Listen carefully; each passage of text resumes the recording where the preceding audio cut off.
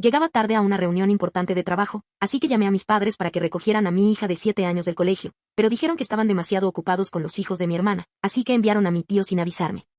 Al llegar a casa, exhausta por el día, en cuanto vi a mi hija sentada tranquilamente en un rincón, se veía extremadamente pálida y retraída.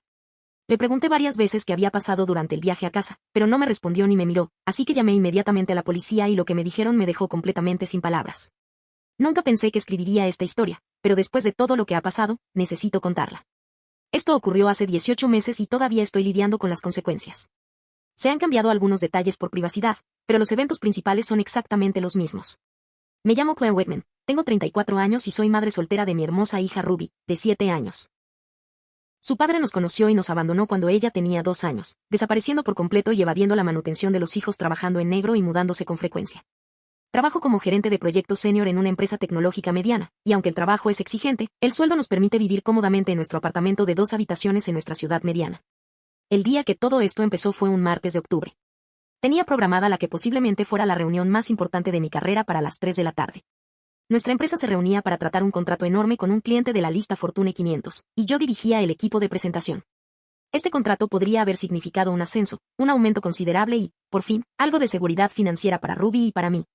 Pero como dicta la ley de Murphy, todo lo que podía salir mal salió mal ese día. Primero, mi portátil falló durante la preparación matutina, lo que me obligó a reconstruir toda mi presentación en una computadora prestada. Luego, nuestro contacto principal con el cliente llamó y adelantó la reunión 1 hora, lo que me dio aún menos tiempo para prepararme. A la 1:30 de la tarde, estaba agobiado por el trabajo y me di cuenta de que no llegaría a la escuela de Ruby a las 2:45 de la tarde para recogerla. Llamé a mis padres, Tom y Denise, que viven a unos 20 minutos. Ya habían ayudado con Ruby antes, y pensé que esto no sería diferente.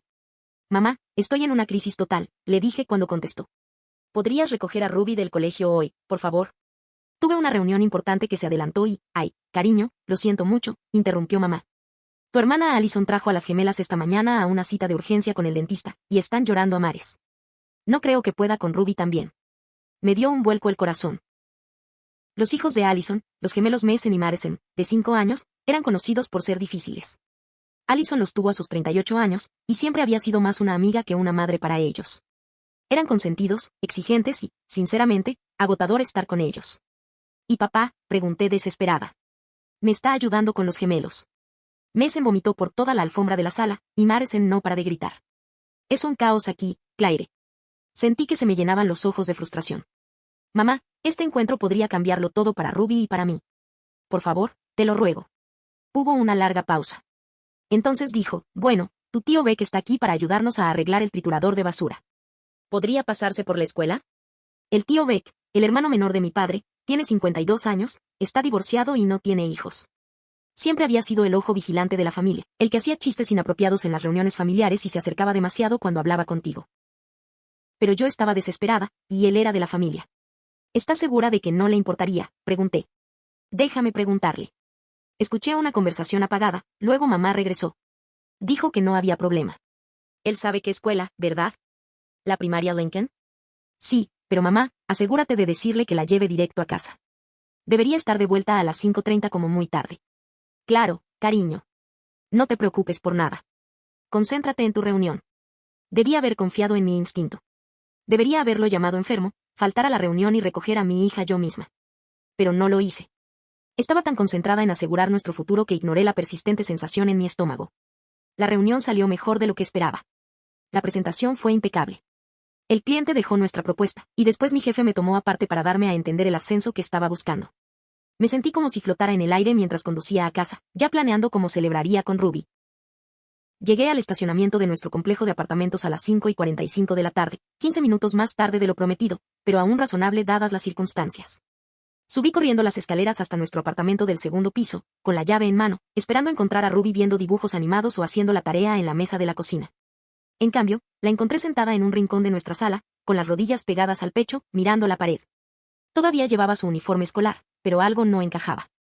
Su energía, normalmente vibrante, había desaparecido por completo. Ruby, cariño, ya llegué. La llamé alegremente, dejando mi bolso de trabajo. No respondió, ni siquiera se giró para mirarme. Me acerqué y me arrodillé a su lado. Cariño, ¿estás bien? Fue entonces cuando la miré de verdad. El rostro de Ruby estaba pálido, casi gris, y sus ojos tenían una mirada vacía y distante que nunca antes había visto. Tenía el pelo despeinado y en la parte superior del brazo tenía marcas de dedos que parecían húmedas. Ruby, ¿qué pasó? ¿Dónde está el tío Beck? Se estremeció al decir su nombre, apretándose aún más contra el rincón. Mi corazón empezó a latir con fuerza. Cariño, ¿te hizo daño el tío Beck? Nada. No me miraba a los ojos, no hablaba, solo se quedó allí sentada, temblando ligeramente.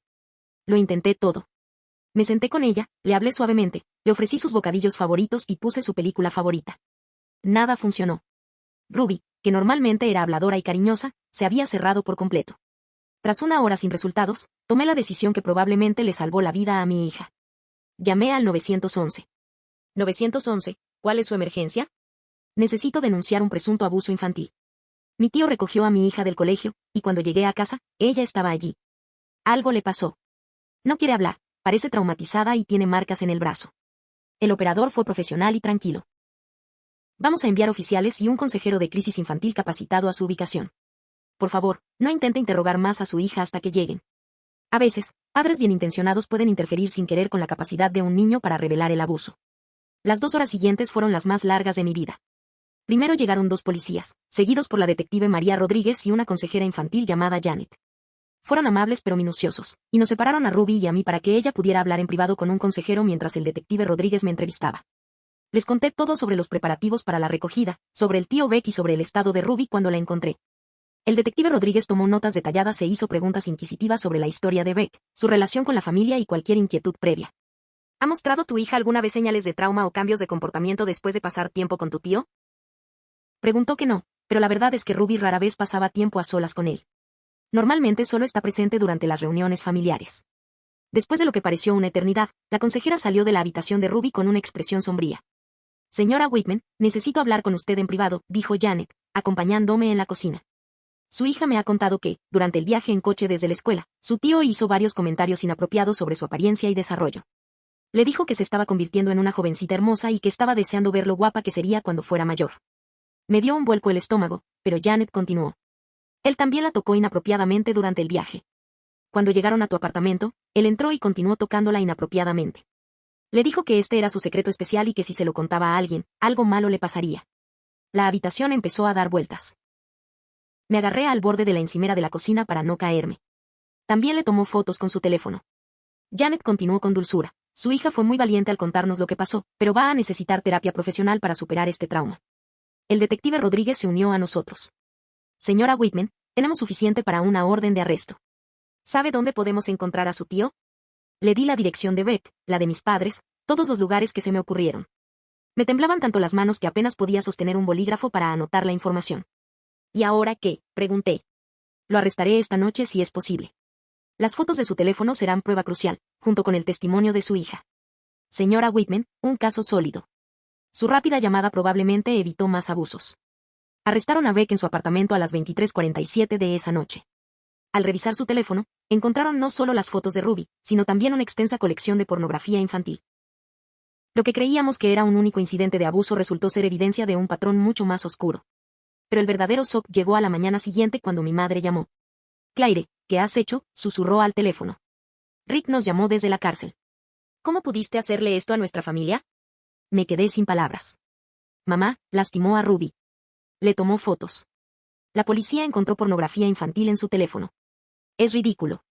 Rick no mataría ni a una mosca. Ruby probablemente malinterpretó algo inocente, y tú lo has descuidado por completo. Mamá, una consejera infantil capacitada la entrevistó. Describió cosas que ningún niño de 7 años debería saber. Los niños tienen una imaginación muy activa, Claire. Probablemente la has estado dejando ver películas inapropiadas o algo así. Le colgué el teléfono. 20 minutos después, Allison llamó. Claire, tienes que retirar los cargos contra el tío Beck de inmediato, exigió. Esto está destrozando a la familia. Allison abusó sexualmente de mi hija. Según una niña que probablemente esté confundida y asustada. Estás histérica. La policía encontró pornografía infantil en su teléfono, Allison. Cientos de imágenes. Hubo una pausa. Bueno, eso no significa que lastimar específicamente a Ruby. Estás destruyendo la vida de un hombre inocente por un malentendido. Yo también le colgué. Luego llamó papá. Luego mi tía Susan.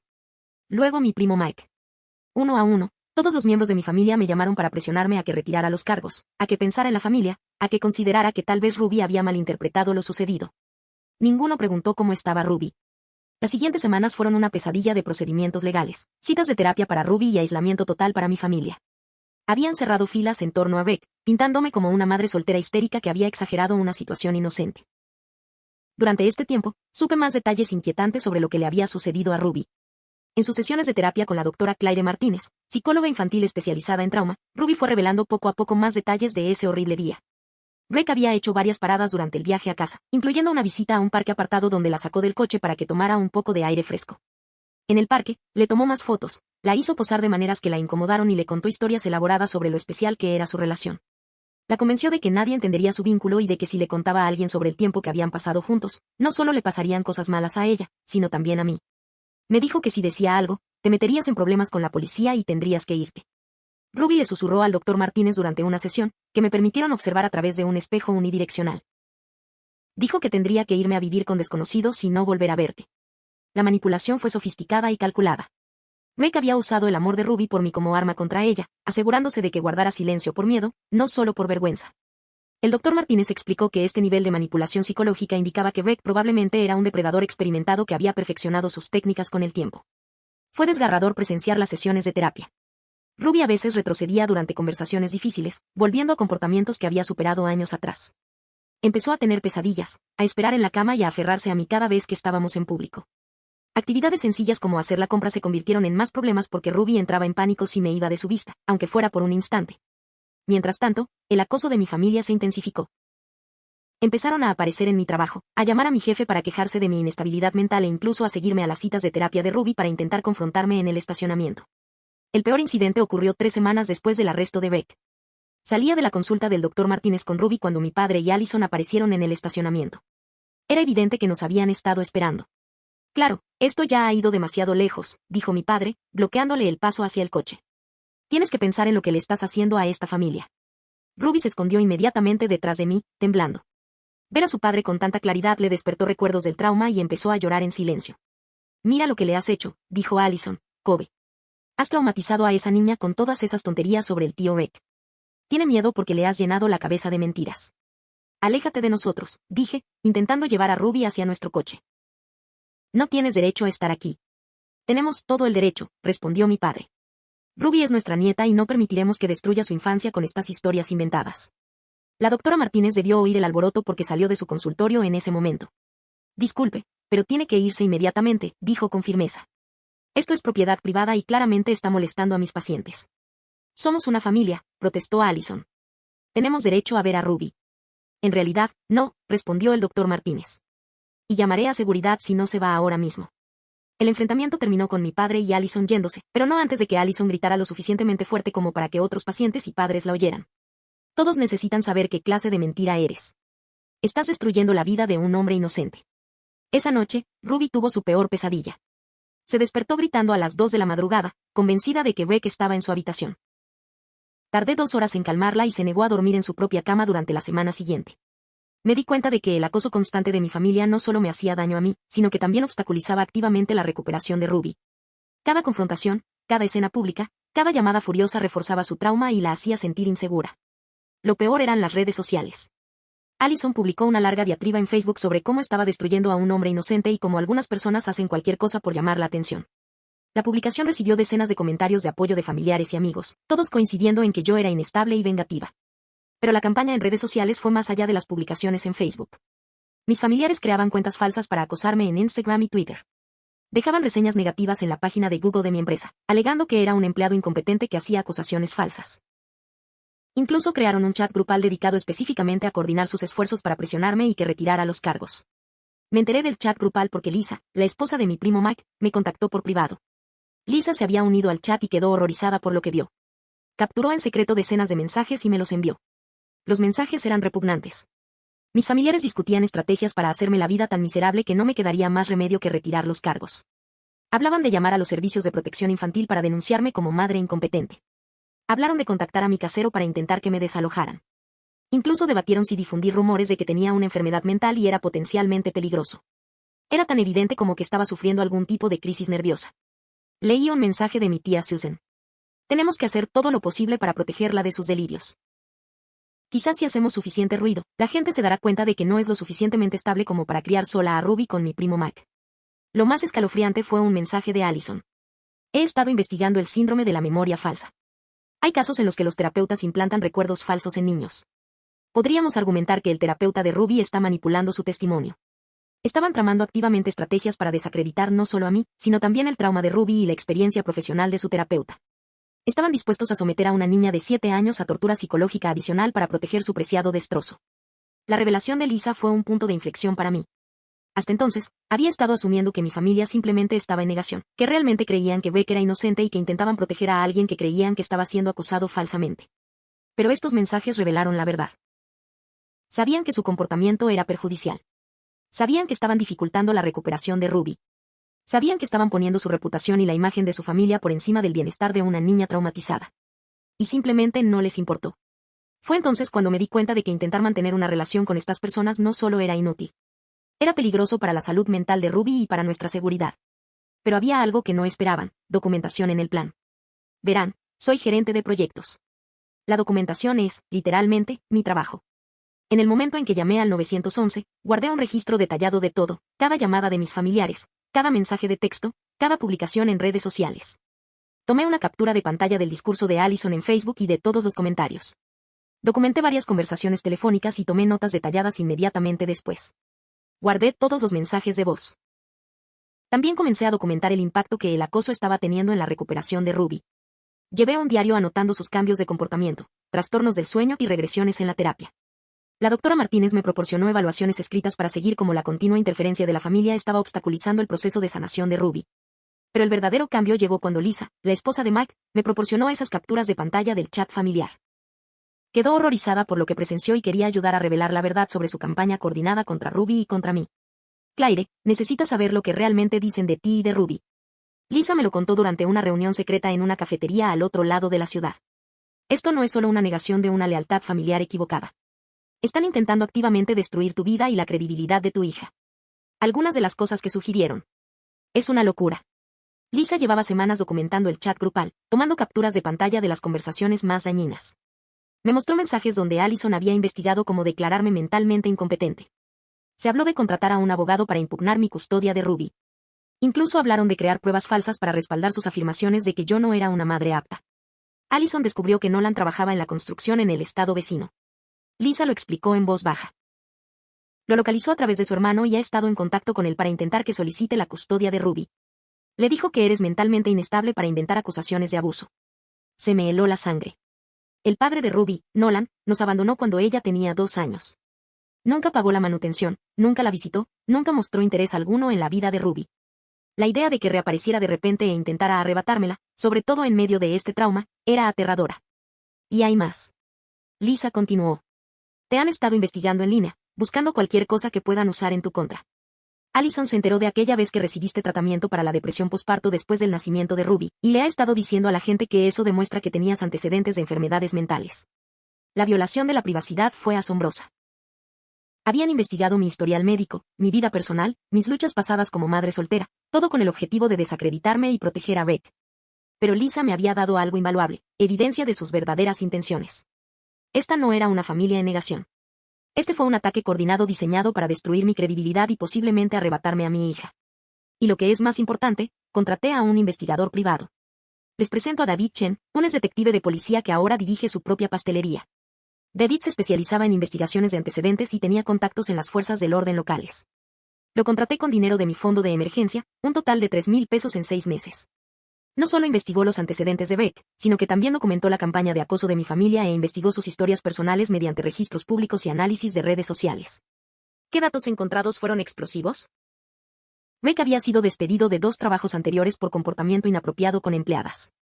3 años antes, una madre había presentado una denuncia contra él en su iglesia, alegando que incomodaba a su hija de 12 años, pero los líderes de la iglesia lo habían gestionado internamente y con discreción.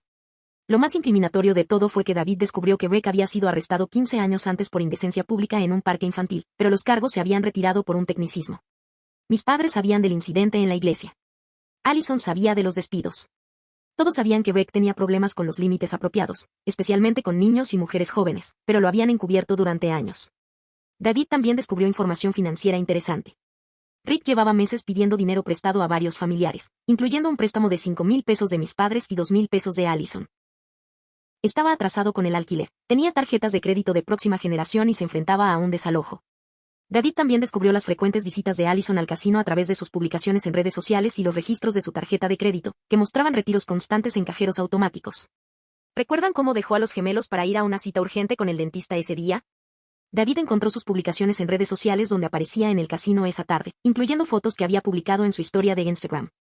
Había mentido sobre la cita con el dentista, había dejado a sus hijos y a sus padres, y luego se había unido a la cruzada familiar contra mí, a sabiendas de que era en parte responsable de que Ruby estuviera sola con Rick. Con esta información, desarrollé mi plan para obtener justicia. Pero primero, tenía que afrontar la amenaza inmediata a la seguridad de Ruby y a mi custodia. Allison no se había puesto en contacto con nadie, ni siquiera con el padre biológico de Ruby, y ahora amenazaba con solicitar la custodia de emergencia basándose en las afirmaciones de Allison de que yo tenía problemas mentales y había inducido a Ruby a presentar falsas acusaciones de abuso. Inmediatamente contacté con Margaret Thompson, abogada de derecho familiar especializada en casos de custodia relacionados con acusaciones de abuso. Margaret era un exfiscal que había llevado docenas de casos de abuso sexual infantil y comprendía las tácticas que los abusadores y sus facilitadores solían usar para desacreditar a las víctimas. Esto es, de hecho, más común de lo que se cree, explicó Margaret durante nuestra primera reunión. Cuando un menor revela abuso, no es raro que quienes apoyan al abusador ataquen la credibilidad del padre protector. Saben que si logran hacerte parecer inestable o vengativo, sembrarán dudas sobre el testimonio de tu hija. Margaret me ayudó a elaborar una respuesta exhaustiva a la amenaza de custodia de Nolan. Recopilamos documentación de su completa ausencia en la vida de Ruby, su impago de la manutención infantil y su falta de relación con ella. Más importante aún, documentamos la campaña de acoso coordinada de la familia y cómo fue diseñada específicamente para respaldar su defensa de un abusador infantil ahora condenado. Cualquier juez que examine estas pruebas verá que el repentino interés de Nolan en la custodia coincide sospechosamente con el contacto que tuvo con sus familiares, señaló Margaret. Claramente, no está motivado por una preocupación genuina por el bienestar de Ruby. La amenaza de custodia finalmente no prosperó tras varias semanas de maniobras letales. El abogado de oficio de Nolan examinó las pruebas contra Beck, la documentación de la campaña de acoso familiar y la completa ausencia de Nolan en la vida de Ruby, y le aconsejó que retirara su petición. Al parecer, estar asociado con una familia que defendía públicamente a un pedófilo convicto no era el tipo de caso que el abogado de Nolan quería llevar. Pero lidiar con la amenaza de custodia me había demostrado algo importante. Mi familia estaba dispuesta a usar a Ruby como arma en su campaña para proteger a Beck. Estaban dispuestos a traumatizarla aún más amenazándola con separarla del único padre que había conocido, todo para lograr sus objetivos. Fue entonces cuando me di cuenta de que las medias tintas no bastarían. Nos habían declarado la guerra a Ruby y a mí. Era hora de contraatacar con todas mis fuerzas. Primero, esperé a que el caso del hijo de Beck concluyera 14 meses después. Las pruebas en su contra eran abrumadoras. Las fotos de su teléfono, el testimonio de Ruby, dado por circuito cerrado de televisión para evitar traumatizarla aún más, y el descubrimiento de su extensa colección de pornografía infantil lo convirtieron en un caso irrefutable. Durante el juicio, surgieron detalles más inquietantes sobre el patrón de comportamiento de Beck. La fiscalía presentó pruebas de que Beck había estado manipulando a Ruby durante meses antes de que ocurriera el abuso. Les había estado haciendo preguntas detalladas a mis padres sobre el horario de Ruby, sus actividades favoritas y su personalidad. Se había estado presentando como un tío divertido que le traía golosinas especiales y le prestaba especial atención durante las reuniones familiares. El Dr. Martínez testificó sobre la sofisticada manipulación psicológica que Beck había usado con Ruby, explicando cómo los depredadores a menudo pasan meses construyendo confianza y rompiendo los límites naturales de una niña antes de llegar al abuso físico. El acusado no solo abusó de esta niña en una ocasión. El fiscal declaró en sus alegatos finales que emprendió una campaña calculada de captación y manipulación para asegurar su silencio y sumisión. No se trató de un lapsus momentáneo. Este fue un comportamiento depredador por parte de alguien que se dirigió específicamente a un niño vulnerable. Rick fue condenado a 12 años de prisión y a cadena perpetua como delincuente sexual. Pero el momento más impactante del juicio se produjo cuando el abogado defensor de Rick intentó argumentar que el apoyo de la familia demostraba su inocencia. Damas y caballeros del jurado, el abogado defensor dijo, han escuchado el testimonio sobre el apoyo de la propia familia del señor Whitman. Su hermano, su cuñada, su sobrina, su familia extendida, todos creían en su inocencia. ¿Realmente una familia entera apoyaría a alguien a quien realmente creían capaz de abusar de un menor? La respuesta del fiscal fue devastadora. La pregunta no es si la familia del señor Whitman cree en su inocencia.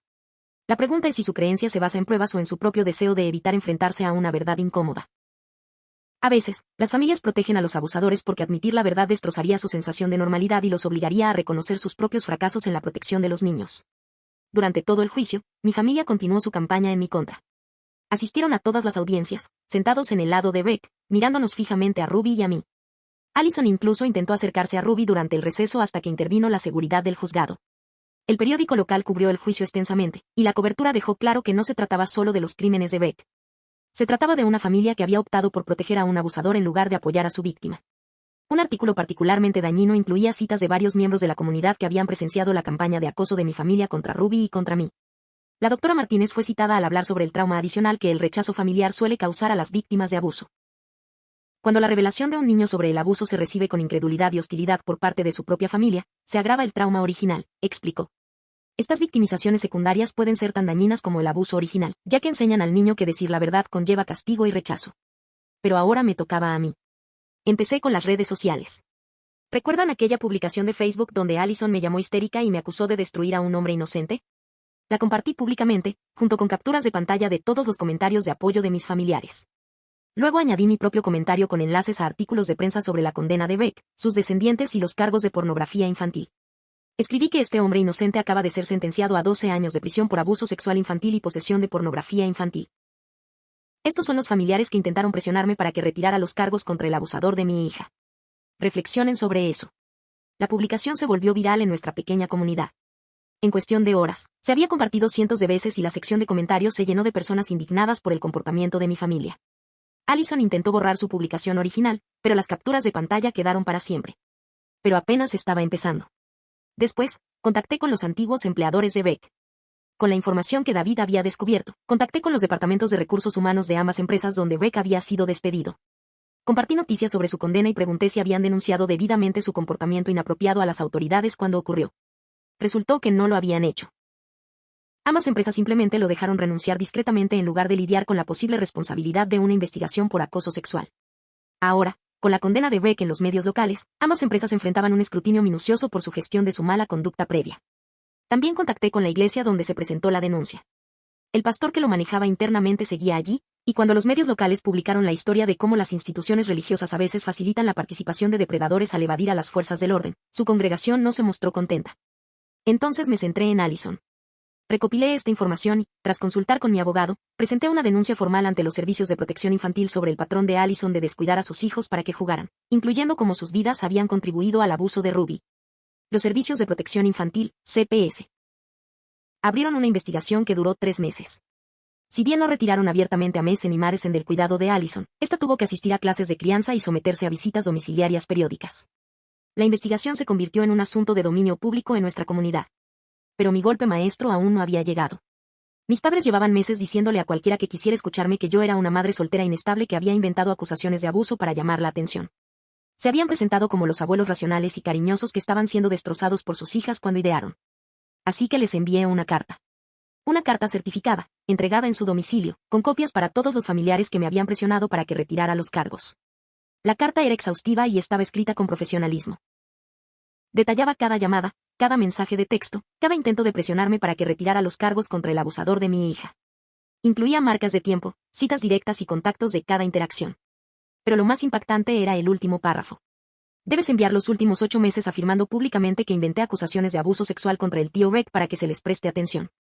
Rick ha sido declarado culpable y sentenciado a 12 años de prisión, con cargos adicionales relacionados con pornografía infantil. Tu continuo apoyo a un abusador infantil convicto y tu campaña para desacreditar a su víctima han sido documentados exhaustivamente. Esta carta sirve como aviso de que cualquier declaración pública que cuestione el abuso de mi hija, mi idoneidad como padre o la validez de la condena de Rick se considerará difamación y acoso, y se enfrentará a las acciones legales correspondientes. Envié copias a su iglesia, a sus vecinos, a su equipo de rodadura y a su club de bridge. Quería que todos en su círculo social entendieran exactamente a quién habían estado defendiendo y a qué le habían hecho pasar a Ruby, mi Ruby interior. La respuesta fue rápida y contundente. A mis padres se les pidió discretamente que renunciaran a sus puestos de voluntarios en la iglesia. Varios de sus viejos amigos dejaron de relacionarse con ellos. A mi padre le pidieron que ocupara su puesto en la junta del centro comunitario local. Por primera vez desde que comenzó esta pesadilla, enfrentaron consecuencias reales por sus acciones. Pero yo no había terminado. Los familiares que se habían unido a la campaña en mi contra también recibieron sus propias cartas personalizadas, cada una detallando su rol específico y presionándome para que retirara los cargos contra el hombre que ahora era un delincuente sexual infantil convicto. Envié copias a sus empleadores, sus iglesias, sus clubes sociales y sus vecindarios. Mi primo Mike, quien me había llamado perra vengativa por arruinarle la vida a Beck, descubrió que el Departamento de Recursos Humanos de su empleador tenía problemas con los empleados que apoyaban públicamente a los delincuentes sexuales convictos. durante su siguiente evaluación de desempeño, sus declaraciones públicas en redes sociales se convirtieron en parte del debate sobre su criterio y profesionalismo. Susan, quien había organizado una reunión familiar para convencerme de que hiciera lo correcto y retirara los cargos, descubrió que su puesto de voluntaria en la escuela primaria local no había sido renovado discretamente. Los distritos escolares prefieren voluntarios sin vínculos públicos a abusadores de menores convictos. 1-1, todos enfrentaron consecuencias profesionales y sociales por su decisión de priorizar la protección de Rick sobre la de Ruby. La última parte de mi venganza fue la más satisfactoria. 8 meses después de la condena de Beck, recibí una llamada del detective Rodríguez. Rick enfrentaba cargos federales adicionales relacionados con la pornografía infantil hallada en sus dispositivos, y la fiscalía estaba construyendo un caso más amplio sobre sus actividades. Afirma tener información sobre otros familiares que conocían su comportamiento, me dijo la detective Rodríguez. Afirma que sus padres y su hermana sabían que tenía intereses inapropiados en menores, pero nunca lo denunciaron. Esto dio lugar a una nueva investigación. Esta vez, centrada en si mis familiares no habían denunciado las sospechas de abuso infantil de las que tenían conocimiento. Si bien no se presentaron cargos penales contra ellos, la investigación se hizo pública, consolidando aún más su reputación en la comunidad.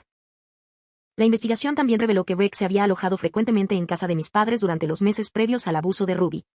Si bien los investigadores no encontraron pruebas de que Rick hubiera usado su computadora para descargas ilegales, la asociación con sus delitos fue suficiente para dañar su reputación en nuestra comunidad. Mis padres se vieron obligados a contratar un abogado y fueron interrogados sobre su conocimiento del comportamiento de Rick. Aunque no los acusaron de forma permanente, la investigación dejó claro a todos en nuestra comunidad que habían proporcionado un hogar a alguien que posteriormente fue condenado por abuso infantil. Hoy, 18 meses después, Ruby se encuentra bien. Ha asistido a terapia de forma constante y, aunque todavía tiene días difíciles, se está recuperando. Ha vuelto a ser la niña brillante, habladora y cariñosa que era antes de que Rick la escuchara. Nos mudamos a un nuevo apartamento al otro lado de la ciudad para empezar de cero, y le va de maravilla en su nueva escuela. En cuanto a mi familia, han sido prácticamente marginados de la comunidad que una vez llamaron su hogar. Mis padres tuvieron que cambiar de iglesia después de que su congregación les dejara claro que ya no eran bienvenidos. Allison se mudó 2 pueblos más allá tras perder su trabajo cuando su problema con el juego y su abuso de los rubíes rodantes se hicieron públicos. Varios otros familiares también se han mudado o se han retirado de las actividades comunitarias debido a la vergüenza y las consecuencias sociales de sus actos. Ninguno se ha disculpado. Ni una sola vez. Siguen sosteniendo que Rick fue condenado injustamente, a pesar de la abrumadora evidencia en su contra. Todavía te culpan por destrozar a la familia en lugar de reconocer su papel en la protección del depredador. Pero no importa. He aprendido que la familia no se trata solo de parentesco. Se trata de las personas que te apoyan cuando las cosas se ponen difíciles, que priorizan tu seguridad y bienestar, que creen en tus palabras y en tu verdad. Mi verdadera familia ahora está compuesta por Ruby, mis compañeros de trabajo que me apoyaron durante esta pesadilla, los vecinos que nos cuidaron durante el juicio. Los maestros de Ruby hicieron todo lo posible para que se sintiera segura en la escuela, y nuestra terapeuta, que nos ha guiado a ambos en este proceso humano. Por cierto, me ascendieron en el trabajo.